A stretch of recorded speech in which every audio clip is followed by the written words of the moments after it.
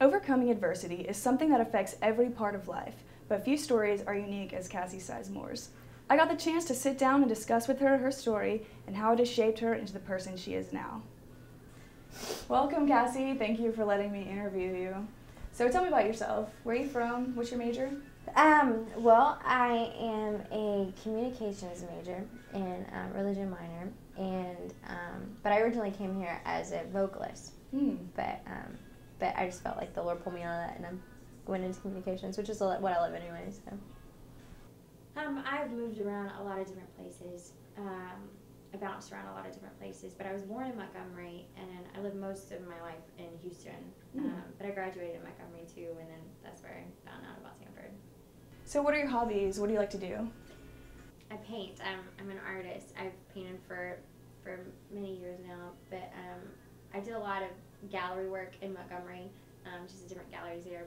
And then I've started doing stuff online, and I love it. So you said it was relational. Does that come from your family background? Tell me about your family. Oh gosh. Well, the first part of my life was amazing. Beautiful. It's like the Partridge Family. It's a beautiful family. My mother was a worship leader and a poet. My father, a televangelist, a pastor, an author, a painter. But that all changed when my mother became a martyr. And at that point, my dad lost his mind. I practically lost my mind. My dad, had been diagnosed with like 5 different personality disorders, and having to deal with him and trying to grow up myself and trying to continue to find places to live. It was a nightmare. So you said your father started going, somewhat down the rough path.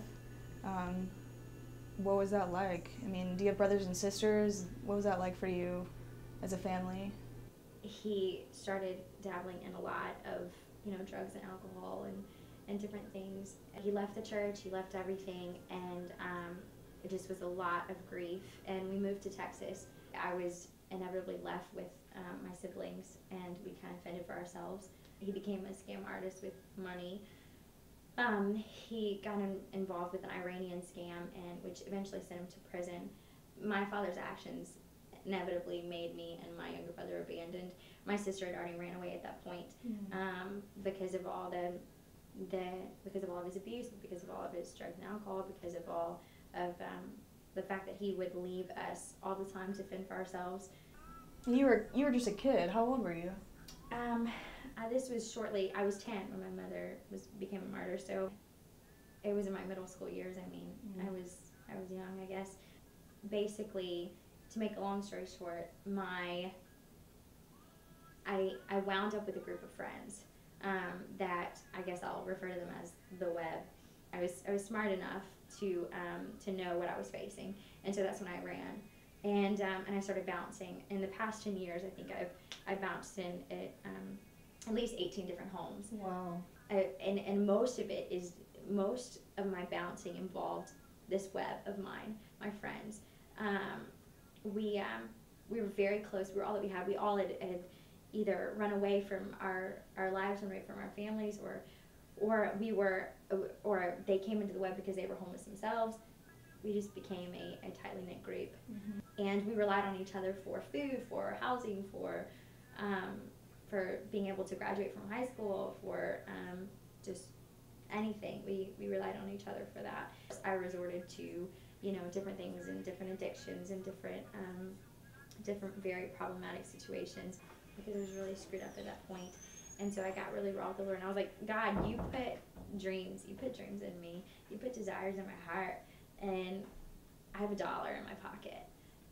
Having those formative years with my mother, I knew what could possibly be out there, and that's what kept pushing me forward. It's kind of why I have these tattoos, because it's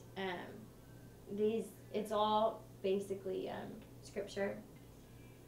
These it's kind of the scars that I can't forget. I kind of turn them into these tattoos. They're just different scriptures. Like I delight in his desires. You know, his martyr, her legacy, my inheritance. David's life song of love. My Redeemer sings over me. I have a vision. Like I said, I've always been a dreamer, but I have a vision. My vision is to see the captives set free, and my vision is to encourage people to dream, because it is dreaming and hoping that allows the Lord to be able to move on your behalf. I definitely agree. So. To hear more about Cassie's story or to talk directly with her, email her at csizemor@samford.edu.